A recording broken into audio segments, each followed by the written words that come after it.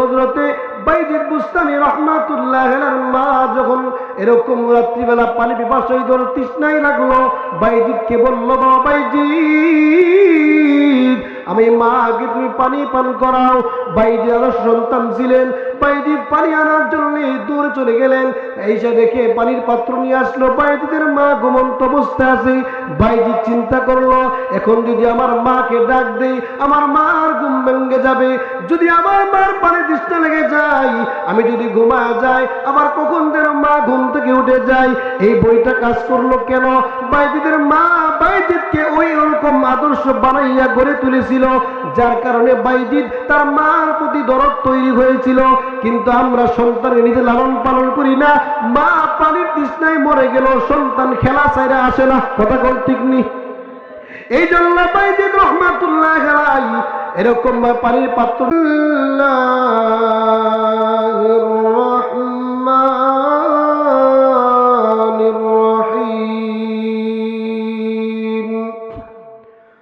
وقرن في بيوتكن ولا تبرجن تبرج الجاهلية الأولى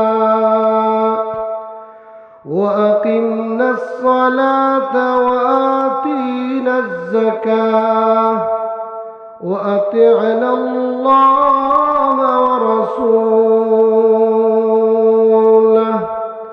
إنما يريد الله ليذهب عنكم الرجس أهل البيت ويطهركم تطهيرا. قال النبي صلى الله عليه وسلم المرأة عورة فإذا خرجت استشرفها الشيطان أو كما قال النبي عليه الصلاة والسلام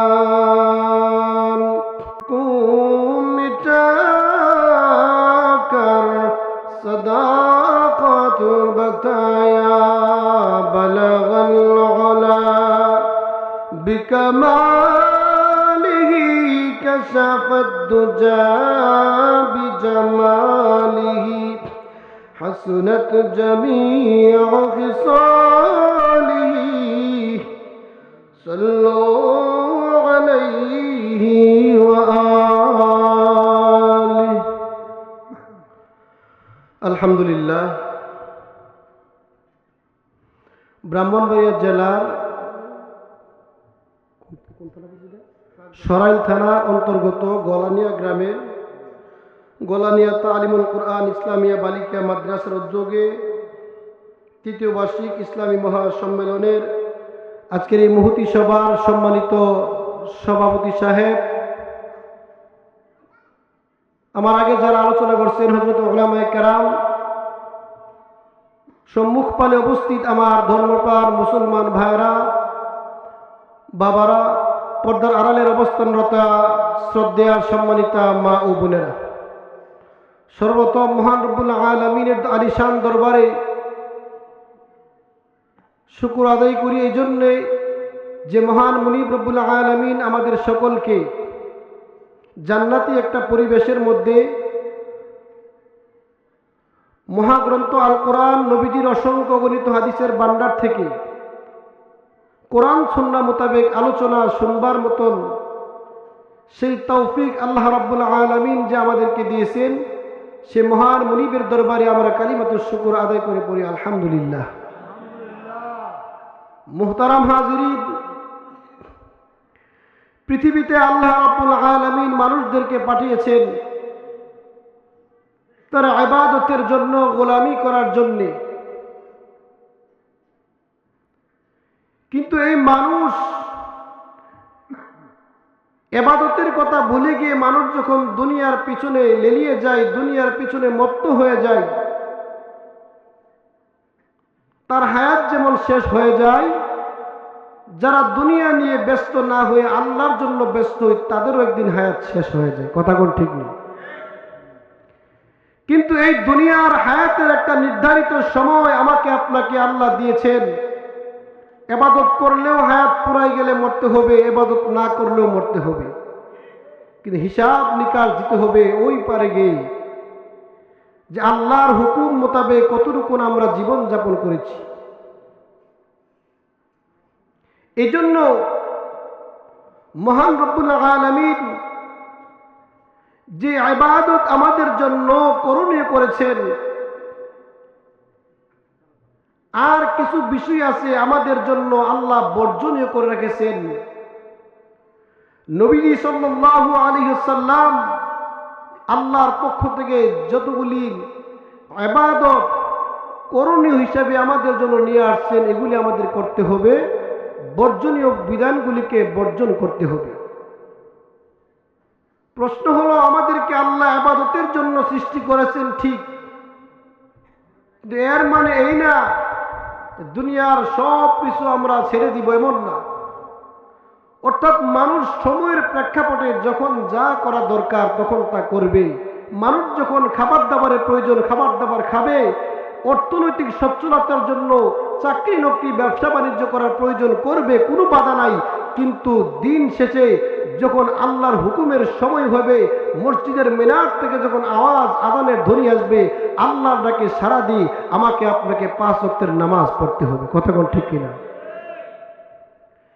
এই হলো নামাজ যেমন আমাদের জন্য আল্লাহ কর্তৃক ফরজ, রোজা যেমন আমাদের জন্য আল্লাহ কর্তৃক ফরজ, হজ যেমন ধনাঢ্যশালী হলে আল্লাহ কর্তৃক ফরজ, যাকাত যেমন ফরজ, এই রকম ভাবে আরেকটা বিধান হলো মা বোন মহিলাদের জন্য পর্দা করা, এটাও আল্লাহর পক্ষ থেকে ফরজ, কথা কোন ঠিক কিনা? কিন্তু দুঃখের বিষয় হলো, আফসোস আর পরিতাপের বিষয় হলো, আমাদের মা বোনেরা নামাজ ফরজ এটা জানে, রোজা ফরজ এটা জানে, হজ ফরজ জানে, যাকাত ফরজ জানে, অধিকাংশ আমল আখলাক ফরজ এগুলি সব জানে, কিন্তু মাগার এখনকার সময়ের অনেক মানুষ পর্দার ক্ষেত্রে গিয়ে দুর্বলতা, কথা কোন ঠিক নেই। অথচ যেই হুকুমগুলি আল্লাহ ফরজ করেছেন, পর্দার হুকুমটাও স্বয়ং আল্লাহ ফরজ করেছেন। ভূমিকা করব না, সরাসরি আলোচনায় চলে যাব। আল্লাহ রাব্বুল আলামিন দুনিয়াতে মানুষকে যেমন পাঠিয়েছেন ইবাদতের জন্য, মানুষকে পাঠিয়েছেন গুনাহ থেকে বেঁচে থাকার জন্য, কিন্তু মানুষ যদি আল্লাহর নাফরমানি করে হিসাব নিকাশ আল্লাহর সঙ্গে আমাদেরকে একদিন দিতে হবে। এই জন্য মা বোনদের উদ্দেশ্যে বলবো, যেহেতু তালিমুল কোরআন মাদ্রাসা, এই মাদ্রাসা এলাকাতে হওয়াতে আপনাদের লাভ না লস? কি পরিমাণ লাভ! একটা মেয়েকে যদি দ্বীনি শিক্ষায় দিয়ে দ্বীনি একজন দিনদার ছেলের কাছে তুলে দিতে পারেন, আল্লাহ রাব্বুল আলামিন এটার বদলতে আপনাকে আল্লাহ জান্নাত দান করবে, সুবহানাল্লাহ বলেন। কিন্তু কোন নারী যদি বেপরদায় চলাফেরা করে, ওই নারী বেপরদায় চলাফেরা করার কারণে, ওই নারীর গুনাহের কারণে নারীর বাবা জাহান্নামে যাবে, নারীর বড় ভাই জাহান্নামে যাবে, নারীর স্বামী জাহান্নামে যাবে, নারীর ছেলে জাহান্নামে যাবে। তাহলে একটা নারীর বেপরদার কারণে 4টা পুরুষ জাহান্নামে যাইতে হয়, নাউজুবিল্লাহ বলেন। তাহলে সেই পর্দার গুরুত্ব কম না বেশি? এই হিসাবটা যদি আমরা গার্ডিয়ান যারা আছি বুঝতাম, তাহলে অবশ্যই বলতাম, মা তুমি নামাজ যেমন করেছো, আল্লাহর হুকুম মেনেছো, তুমি পর্দা করো, এটাও তোমার আল্লাহর হুকুম। অথচ তুমি নামাজ না পড়লে তোমার কবরে তুমি যাইবা, তুমি যদি পর্দায় না থাকো, তোমার গুনাহের কারণে আমি জাহান্নামে যাওয়া লাগবে, আমার তাবলীগ কোনো কাজে আসবে না। এজন্য সেই পর্দার গুরুত্ব অনেক বেশি। আল্লাহ তাআলা বলেন, وَقَرْنَ فِي بُيُوتِكُنَّ وَلَا تَبَرَّجْنَ تَبَرُّجَ الْجَاهِلِيَّةِ الْأُولَى।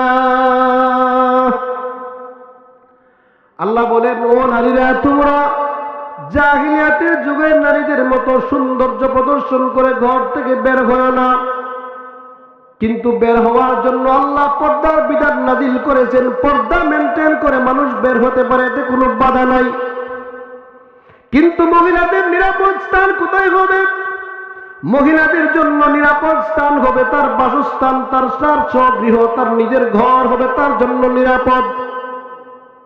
কিন্তু বর্তমান মহিলারা মনে করে আমাদেরকে চার দেওয়ালের মধ্যে আমরা মানুষদেরকে বন্দী করে দিয়েছে, নারী জাতির স্বাধীনতাকে ক্ষুণ্ণ করে নিয়ে গিয়েছে।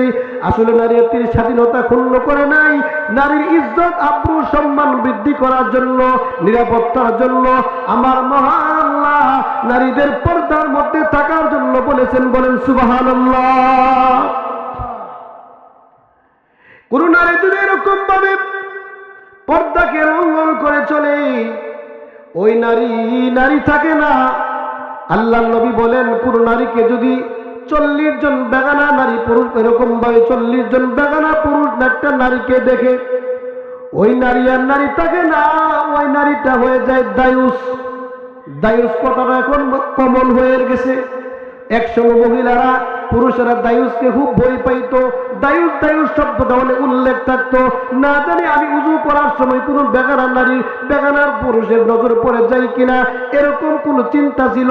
আগেকার নারীরা রাত্রিবেলা কলর বইরা পানি পুকুর থেকে আনতো, কিন্তু বর্তমান সময়ে কোনো আলেম যদি হাইটা যায়, সে কোনো কর্ণপাত করে না, ভ্রুক্ষেপ করেন না, এরকম ভাবে তার উপর দিয়ে হাঁটা চলে যায়। কথা কোন ঠিক নেই। এই জন্য আল্লাহ বলেন, ওয়াকারনা ফি বুয়ুতিকুন্না ওয়ালা তাবাররাজনা তাবাররুজাল জাহিলিয়াতিল উলা। নারীর বাসস্থান হবে ঘর। কোন নারী যদি ঘরের মধ্যে থাকে আর বেপরদা হয়, ব্যবধানটা কি? কোন নারী যদি ঘরের মধ্যে থাকে 5 ওয়াক্ত নামাজ তার পক্ষে পড়া সম্ভব, স্বামীর খেদমত করা সম্ভব, বাচ্চা কাচ্চা লালন পালন করা সম্ভব। কিন্তু কোন নারী যদি ঘর থেকে বের হয়ে মার্কেটিং করে, এই নারীর সন্তান জন্ম নিলে সন্তানটা ঘরের বুয়া এবং ঘরের চাকর লালন পালন করে, অথচ সন্তানের জন্য মা হচ্ছে সবচেয়ে বড় মডেল, সবচেয়ে বড় আদর্শ। মা যে শিক্ষা দিবে সন্তান সেই শিক্ষা গ্রহণ করবে। যেই মা সন্তানকে নিজে যত্ন করে লালন পালন করবে, আদর্শ শিক্ষা দিবে, ওই মা কাঙ্ক্ষিত সন্তানটা হয়ে উঠবে। কিন্তু কোন মা ধারদারি নেই, জন্ম দেওয়ার পরে লালন পালনের দায়িত্ব দিয়েছে ঘরের বুয়াকে, ঘরের চাকরানিকে, কিন্তু চাকরানি আর বুয়ার আচরণ তাই সে ওই ছেলেটা পেয়ে যাবে, মাটা পেয়ে যাবে না। কিন্তু মা যদি সন্তানকে লালন পালন করত, ওই মা সন্তানকে দ্বীনি আদর্শ শিক্ষা দিতে পারত, ওই সন্তান বড় হয়ে আদর্শ সন্তান হইত। কথা কোন ঠিক কিনা? যেই মা পর্দা করেছিলেন, বাইজিদ বুস্তামি রাহমাতুল্লাহ আলাইহির মাও ছিলেন মা, আর আমাদের মহিলারা হলো মা। ব্যবধান আছে না নাই? বাইজিদ বুস্তামি রাহমাতুল্লাহ আলাইহি উনি এত বড় আল্লাহর ওলি হয়েছিলেন ওনার মার বরকতে, দুয়ার বরকতে। বাইজিদ বুস্তামির মা পর্দাশীল ছিলেন, দিনদারিনী ছিলেন, নেককারিনী ছিলেন। এই জন্যই তো হযরতে বাইজিদ বুস্তামি রাহমাতুল্লাহ আলাইহির মা যখন এরকম রাত্রিবেলা পানি পিপাসায় তৃষ্ণায় লাগলো,